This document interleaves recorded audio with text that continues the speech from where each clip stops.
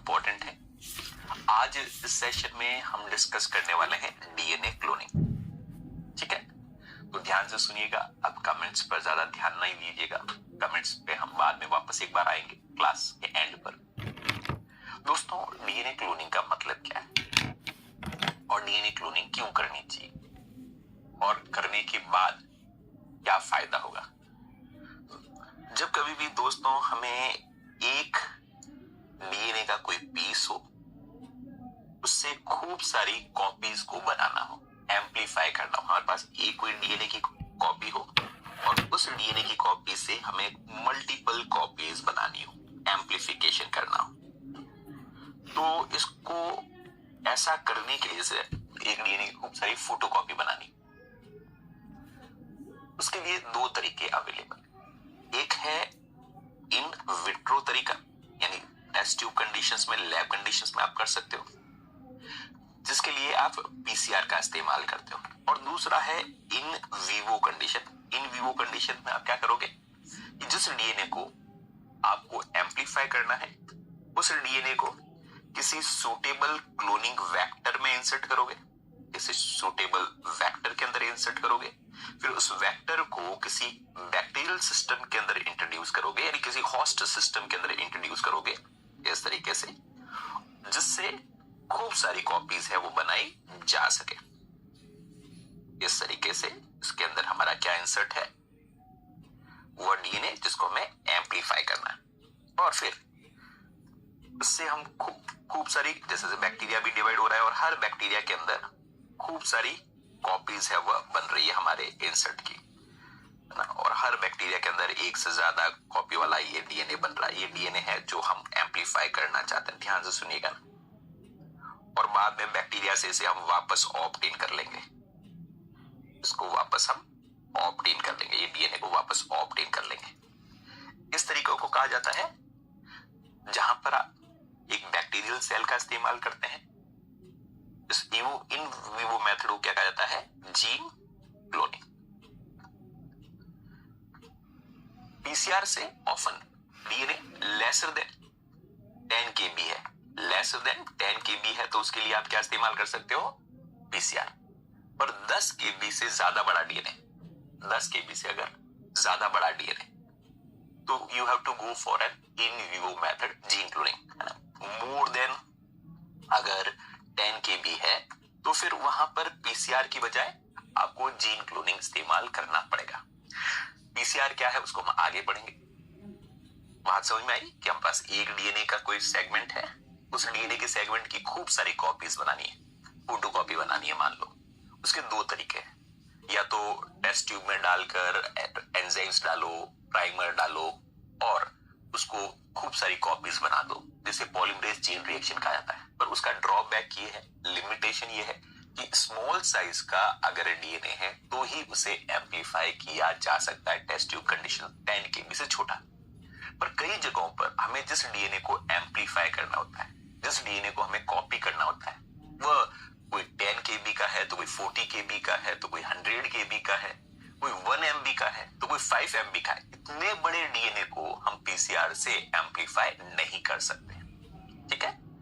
तो उसके लिए एक हम कह सकते हैं अल्टरनेटिव रास्ता इस्तेमाल किया जाता है, और अल्टरनेटिव रास्ता जो इस्तेमाल किया जाता है उसे कहता है जीन क्लोनिंग। जीन क्लोनिंग के लिए डीएनए को टेस्ट ट्यूब में डालने की बजाय जिस डीएनए को हमें कॉपी करना होता है, उस डीएनए को होस्ट में, बैक्टीरिया तक पहुंचाना होता है, और फिर बैक्टीरिया से रिक्वेस्ट करनी होती है, प्लीज मेरे इस डीएनए की कॉपी कर, रेप्लिकेशन कर, मल्टीपल कॉपीज बना। फिर बैक्टीरिया से उस डीएनए को वापस हम आइसोलेट कर देते हैं। पर डीएनए को ऐसे सीधा बैक्टीरिया में डालेंगे तो एंजाइम्स को क्लीव कर देंगे, एक्सोन्यूक्लियस का कचोबर निकाल लेंगे। इसलिए हम क्या करते हैं, उस डीएनए को किसी न किसी क्लोनिंग वेक्टर में डालते हैं। किसमें डालते हैं, किसी न किसी क्लोनिंग, ये जो हमारे पास है ये क्या है, किसमें डालते हैं, क्लोनिंग वेक्टर के अंदर। क्लोनिंग वेक्टर क्या होता है, क्लोनिंग वेक्टर बेसिकली ये कोई क्लोज्ड सर्कुलर डीएनए होता है जिसमें खुद का ओरिजिन होता है, जिसके अंदर अगर हम हमारा इंसर्ट को ऐड करेंगे तो उसका रेप्लिकेशन कराया जा सके। So cloning vector is a replicating DNA molecule, जिसके अंदर हम फॉरेन डीएनए फ्रेगमेंट को इंसर्ट करते हैं। फॉरेन डीएनए फ्रेगमेंट का मतलब वह फ्रेगमेंट जिसकी हमें कॉपी बनानी हो, तो ठीक है, ये क्या है, क्लोनिंग व्हीकल, ये क्या है, फॉरेन डीएनए फ्रैगमेंट्स, और इस फॉरेन डीएनए फ्रैगमेंट्स को इसके अंदर इंट्रोड्यूस करते हैं ताकि इसको फिर बैक्टीरिया में भेजा जा सके, और बैक्टीरिया में भेजने के बाद उसकी मल्टीपल कॉपीज बनाई जा सके, फिर उससे वापस हम डीएनए को आइसोलेट कर देंगे। पर्पस ये है कि हमें क्या बनानी है, खूब सारी मल्टीपल कॉपीज बनानी, ठीक है। बधाई हो श्वेता, बहुत अच्छी बात है ना। और बच्चों इनका तो हो गया है, इनको हमारी तरफ से बधाई, पर आप लोग भी मेहनत करो, आप सब लोगों का भी होने वाला है, बस बिलीव अस। जैसे खूब सारे आईएफएस लोगों ने हमारे ऊपर ट्रस्ट किया है, उसका बहुत अच्छे नतीजे आए हैं। उम्मीद करता हूं कि आप भी, बस सिर्फ 3-4 महीने की और बात है, ईमानदारी से फॉलो करो और देखना, यकीन मानिए आपका रिजल्ट भी बहुत अच्छा आने वाला है। चलो आगे बात करते हैं, यहां तक बात समझ में आई। जीन क्लोनिंग के बाद जो क्लोनिंग वेक्टर इस्तेमाल किए जाते हैं उनके इंपॉर्टेंट फीचर्स क्या है, ये बहुत इंपॉर्टेंट चीज है। वेक्टर मींस वाहक, जो कि कैरी करेगा, विच इज कैरिंग समथिंग, तो ये वेक्टर है। वेक्टर क्या है, that is some kind of DNA. Cloning vector कैसे कहा जाएगा, ऐसा कोई डीएनए का मॉलिक्यूल है ना, ऐसा कोई डीएनए का मॉलिक्यूल जिसमें हम हमारा उस डीएनए को इंट्रोड्यूस करेंगे जिसे एम्पलीफाई करना होता है। तो ये हमारा डीएनए है जिसके अंदर इसको इंट्रोड्यूस करेंगे, उसे क्या कहता है, वेक्टर। और जिस बैक्टीरिया में इसको इंट्रोड्यूस किया जाएगा, क्योंकि वेक्टर अपने आप हवा में तो एम्पलीफाई होने से रहा, जिस बैक्टीरिया में इसको इंट्रोड्यूस किया जाएगा उसे क्या कहा जाता है, उसे कहा जाता है होस्ट। ठीक है, तो समझ में आया, 3 टर्म हम बार बार इस्तेमाल करेंगे, क्या क्या, इंसर्ट, क्या क्या टर्म इस्तेमाल कर रहे हैं हम, इंसर्ट, वेक्टर और होस्ट। तो इंसर्ट क्या होता है, वेक्टर क्या होता है और होस्ट क्या होता है, ठीक है। तो इंसर्ट जिसे हमें कॉपी करना है, वेक्टर कॉपी करने के लिए जिसमें हमने इंसर्ट किया है, और इस वेक्टर को कहां भेजते हैं, हम होस्ट तक भेजते हैं, ठीक है।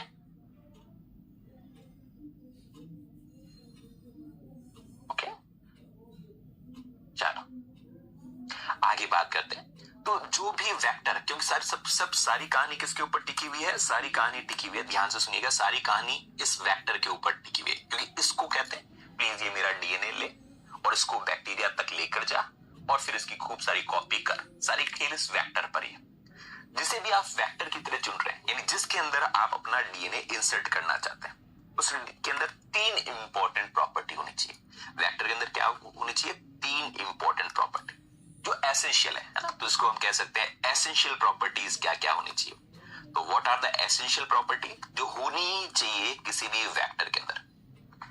सबसे पहले प्रॉपर्टी उसके अंदर होना चाहिए कोई ओरिजिन ऑफ रेप्लिकेशन, उसमें क्या होना चाहिए, ओरिजिन ऑफ रेप्लिकेशन होना चाहिए। पहली प्रॉपर्टी उसमें होना चाहिए ओरिजिन ऑफ रेप्लिकेशन, यानी कोई कोई ऐसा ओरिजिन हो ताकि बैक्टीरिया के पास जाने के बाद इस वेक्टर की कॉपी बनाई जा सके, मल्टीप्लिकेशन, क्योंकि जब वेक्टर की कॉपी होगी तभी तो उसके अंदर जो इंसर्ट है उसकी कॉपी भी होगी, ठीक है। So first, a cloning vector must be contain an origin of replication, जिसको कौन रिकॉग्नाइज करेगा, होस्ट सेल रिकॉग्नाइज करेगा, ताकि जब कभी भी इस क्लोनिंग व्हीकल या क्लोनिंग वेक्टर की कॉपी हो रही है, साथ साथ में जो डीएनए हमने इंट्रोड्यूस किया है उसकी भी कॉपी होती जाए, ठीक है। बुशरा, 96.98 वालों को फेल नहीं कहा जाता, उन्हें वॉरियर कहा जाता है, और अभी तो शुरुआत है, जंग लड़नी शुरू हुई है बुशरा, अगली बार you will be with a very good rank. अभी तो आप आईएफएस के साथ जुड़े हो बच्चे। Second, and this time I expect a very good rank from your side.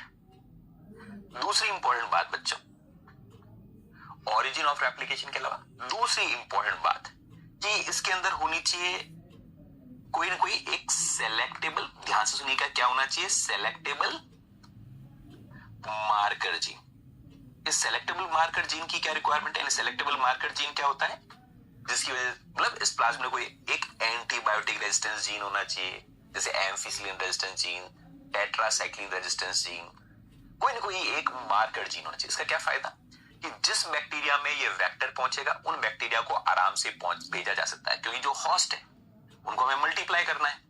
उन होस्ट को हम क्यों मल्टीप्लाई करेंगे जिनके पास क्लोनिंग वेक्टर ही नहीं है, हमें सिर्फ उन होस्ट को मल्टीप्लाई करना है जिसके पास वेक्टर हो और वेक्टर में भी इंसर्ट हो, सिर्फ उन्हें मल्टीप्लाई करना। तो हमें कैसे पता चलेगा कि किस बैक्टीरिया के पास वेक्टर है और वेक्टर में इंसर्ट है या नहीं? उसके लिए हमें क्या इस्तेमाल करना पड़ेगा? Selectable marker gene. आगे देखेंगे सेलेक्टेबल मार्कर जीन्स का उपयोग किस प्रकार से किया जाता है।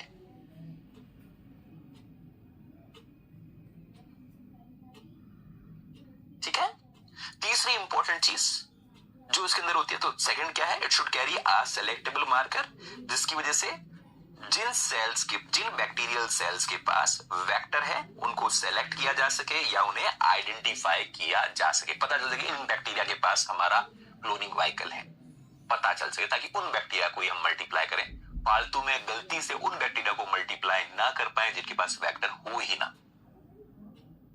तीसरी इंपॉर्टेंट प्रॉपर्टी जो हमारे क्लोनिंग व्हीकल के अंदर होनी चाहिए कि इसके पास कोई ना कोई ऐसी साइट होनी चाहिए जिसके ऊपर इसको कट किया जाए। It means there must be some site for restriction enzyme.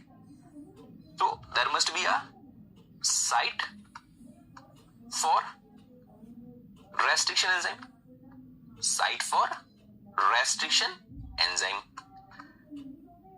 Restriction enzyme के लिए साइट होनी चाहिए, क्योंकि अगर उस वेक्टर के ऊपर साइट ही नहीं, उसको कट कैसे करेंगे? और जब तक कट नहीं करेंगे तो हमारा डीएनए कैसे इंसर्ट करेंगे, है ना? तो तीन एसेंशियल प्रॉपर्टी होनी चाहिए। इसको restriction site for restriction enzyme को हम क्लोनिंग साइट भी कहते हैं। उसके पास क्या होनी चाहिए? क्लोनिंग साइट भी होनी चाहिए। तो क्या इंपॉर्टेंट प्रॉपर्टीज है दोस्तों किसी भी क्लोनिंग व्हीकल की? तीन इंपॉर्टेंट प्रॉपर्टीज होनी चाहिए। अगर हमारा उद्देश्य सिर्फ ये है कि डीएनए की कॉपीज बनानी, तो जिस वेक्टर में हम डीएनए को इंसर्ट कर रहे हैं उस वेक्टर में एक तो रेप्लिकेशन होना चाहिए, रेप्लिकेशन का करने की प्रॉपर्टी होनी चाहिए, ओरिजिन होना चाहिए। दूसरा, उसके पास कोई ना कोई मार्कर जीन होना चाहिए। तीसरी इंपॉर्टेंट प्रॉपर्टी जो वहां पर हमें दोस्तों चाहिए कि देयर मस्ट बी साइट जहां पर हम इंसर्ट कर सके, कट कर सके। उस साइट को क्लोनिंग साइट कहा जाता है, उस साइट को रेस्ट्रिक्शन एंजाइम की साइट कहा जाता है। ठीक है, चलो आगे बात करते हैं बेटा। रेजिस्टेंस क्या होता है? जिसके ऊपर किसी चीज का फर्क ना पड़े, है ना? जैसे कि आप कह सकते हो कि एंटीबायोटिक रेजिस्टेंस, जिसका ऊपर एंटीबायोटिक का प्रभाव ना पड़े उसे रेजिस्टेंट कहा जाएगा। चलो आगे बात करते हैं बच्चों। ये तो हुए कुछ बेसिक फीचर्स। इस बेसिक फीचर्स के अलावा भी कई सारे फैक्टर फीचर्स है, तो वो फायदेमंद है ना? अदर फीचर्स है ना, जिसको हम कह सकते हैं these are desirable features. Desirable features कि ये हो तो और भी अच्छी बात। क्या ना, इच्छाएं कभी खत्म नहीं होती कि भाई ये तीन चीजें तो बेसिक चाहिए, ओरिजिन ऑफ रेप्लिकेशन चाहिए, मार्कर जीन चाहिए, और दूसरी बात हमें तीसरी बात चाहिए कि एक रेस्ट्रिक्शन साइट चाहिए। उसके अलावा और क्या क्या हमारी इच्छाएं हैं, जो ना हो तो भी चलेगा बट इच्छाएं तो हैं। वो इच्छाएं क्या क्या है कि प्लाज्म वेक्टर की खुद की साइज स्मॉल हो, क्लोनिंग वेक्टर की साइज स्मॉल हो। खुद छोटा होगा तो उसमें ज्यादा बड़ी साइज का डीएनए इंसर्ट किया जाता है। खुद ही बहुत ज्यादा बड़ा है तो उसमें जो इंसर्ट साइज हम ऐड कर सकते हैं वो काफी कम कर पाएंगे, क्योंकि अगर खुद बड़ा है और उसमें फिर इंसर्ट और ऐड करोगे, है ना, खुद बड़ा है और उसमें आप इंसर्ट और ऐड करोगे तो टोटल साइज बहुत ज्यादा बढ़ जाएगी, और जैसे जैसे साइज इसकी बढ़ती जाएगी वैसे वैसे इसको होस्ट तक पहुंचाना मुश्किल होगा, है ना? होस्ट तक पहुंचाना मुश्किल होगा। अगर स्मॉल साइज का है दोस्तों तो उसको होस्ट तक पहुंचाना बड़ा आसान है। अगर स्मॉल साइज का है, कंपैरेटिवली ये स्मॉल साइज का है तो इसको होस्ट तक पहुंचाना आसान है, इसको होस्ट तक पहुंचाना कंपैरेटिवली आसान है। ठीक है, तो लार्ज साइज है तो मुश्किल वाला काम है, तो मुश्किल वाला काम है। छोटी साइज है तो आसानी से इसको वहां तक पहुंचाया जा सकता है। पहुंचाने के लिए क्या तरीका इस्तेमाल करते हैं तो हम आगे देखेंगे। या तो हम क्या करते हैं कि ट्रांसफॉर्मेशन कराते हैं ताकि डीएनए बाहर से अपटेक कर ले बैक्टीरिया, या कुछ जगहों पर हम वायरस का इस्तेमाल करते हैं, वायरस वहां तक इसको लेकर जाए, है ना? तो इसको यहां तक ले जाने के लिए कौन सा तरीका इस्तेमाल किया जा सकता है, यहां तक कैसे पहुंचाएंगे? तो या तो आप पहुंचाओगे ट्रांसफॉर्मेशन से। कैसे पहुंचाओगे? ट्रांसफॉर्मेशन से पहुंचा सकते हो, वायरस मीडिएटेड करा सकते हो, वायरस मीडिएटेड कि वायरस लेकर जा भाई वहां तक, और तीसरा तरीका आप कर सकते हो, तो that would be a micro projectile, यानी जीन गन वाला मेथड है वो इस्तेमाल कर सकते हो। जीन गन वाला मेथड यानी फिजिकल मेथड है वो इस्तेमाल कर सकते हो। चाहे आप ट्रांसफॉर्मेशन करा रहे हो, चाहे आप वायरस के थ्रू हमारे वेक्टर को होस्ट तक भिजवा रहे हो, चाहे जीन गन के थ्रू वहां पर भिजवा रहे हो, जितनी छोटी साइज का होगा उतनी ज्यादा आसानी होगी भिजवाने में। ठीक है, तो स्मॉल साइज का क्या फायदा समझ में आ गया। उसके बाद मल्टीपल क्लोनिंग साइट होनी चाहिए। क्या होनी चाहिए? MCS। क्या होनी चाहिए? Multiple cloning site. ये डिजायरेबल है। MCS का मतलब क्या है? MCS multiple cloning site, that is a DNA segment having site for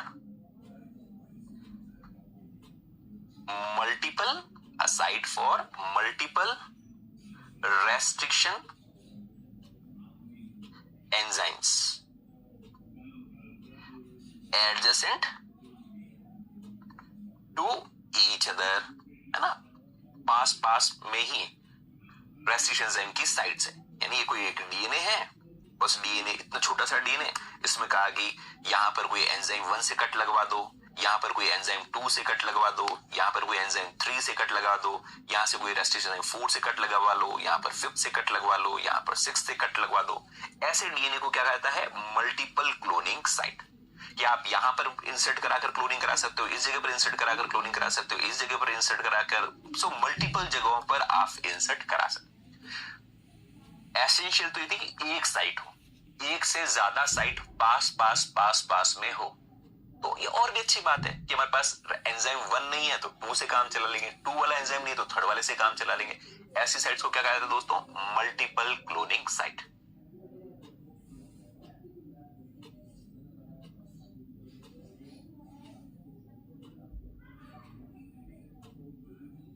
हाँ अंजलि, मैं बाद में और गाइड करूंगा बेटा आपको क्लास के बाद ही ना, तो आप मुझे मैसेज करिएगा। चलो बेटे, सो स्मॉल साइज वाली बात हमने कर ली, मल्टीपल क्लोनिंग साइट्स की बात। दोस्तों ऐसा DNA जिसमें पास में रेस्ट्रिक्शन एंजाइम की साइट हो, उसको सिंथेटिकली भी प्रोड्यूस किया जा सकता है। और ऐसा सिंथेटिक DNA जिसमें कई सारे रेस्ट्रिक्शन एंजाइम की साइट है, ऐसे DNA को क्या कहा जाता है? लिंकर्स। क्या कहा जा सकता है? लिंकर्स। तो linker is a synthetic DNA जो क्लोनिंग व्हीकल में हो, जिसमें पास में कई सारे रेस्ट्रिक्शन एंजाइम की साइट हो, तो उसके लिए we can use the term linker.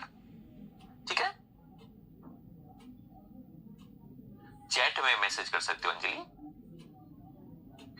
फिर हम ये चाहते हैं कि हमारा क्लोनिंग वेक्टर ऐसा हो जिसके अंदर अगर हमने इंसर्ट डाल दिया है तो वो स्टेबली वहां पर मेंटेन, अपने आप को उसको बाहर ना फेंके, वो स्टेबली इंटीग्रेट रहे, वहां पर साथ में मेंटेन रहे, अपने साथ बना कर रखे। जब कभी भी प्लाज्मिड है वो या वेक्टर है, अपनी कॉपी बनाए, साथ में इंसर्ट को भी मेंटेन करके रखे।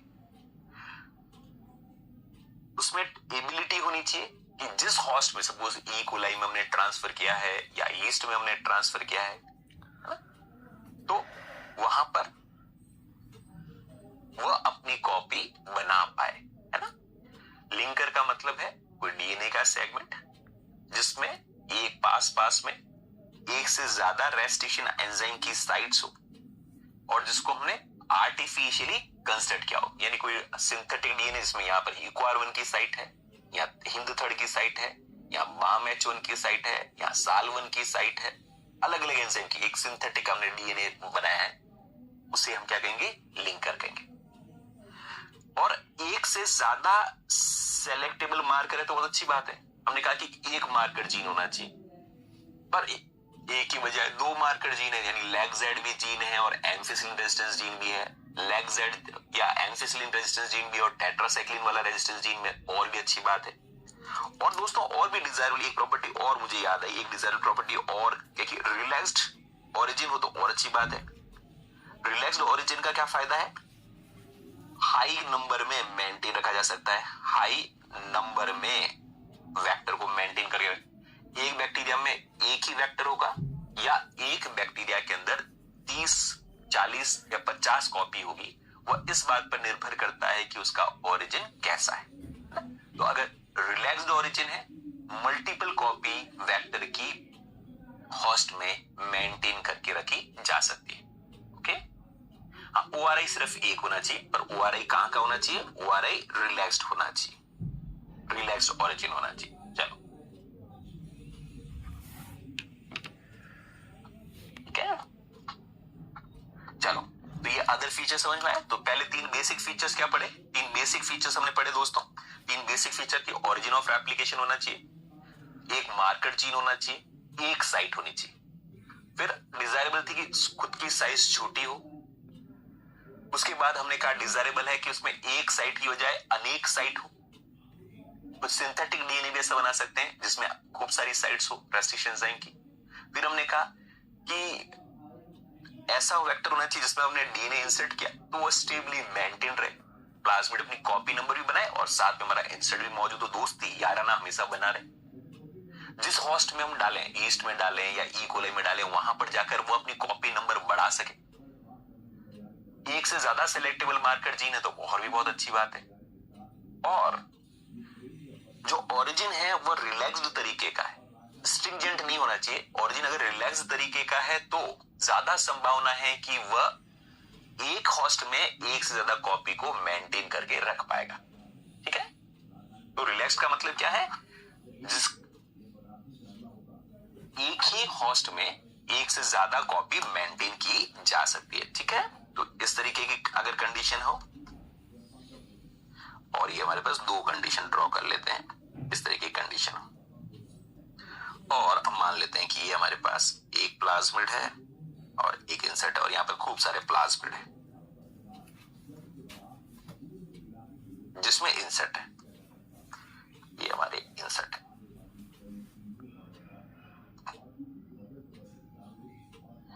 ठीक है, इस तरह की कंडीशन होगी तो हम क्या टर्म इस्तेमाल करेंगे, स्ट्रिंजेंट, स्ट्रिंजेंट। और इस तरह की कंडीशन तो हम क्या इस्तेमाल करेंगे, टर्म रिलैक्स्ड। तो स्ट्रिंजेंट में आप देख रहे हैं कि पर बैक्टीरियम एक क्लोनिंग वेक्टर मेंटेन है, यहां पर कितना है, एक, और यहां पर आप देख रहे हो मल्टीपल मेंटेन्ड है, there are multiple cloning vector. ठीक है, यहां तक बात। चलो आगे बात करते हैं।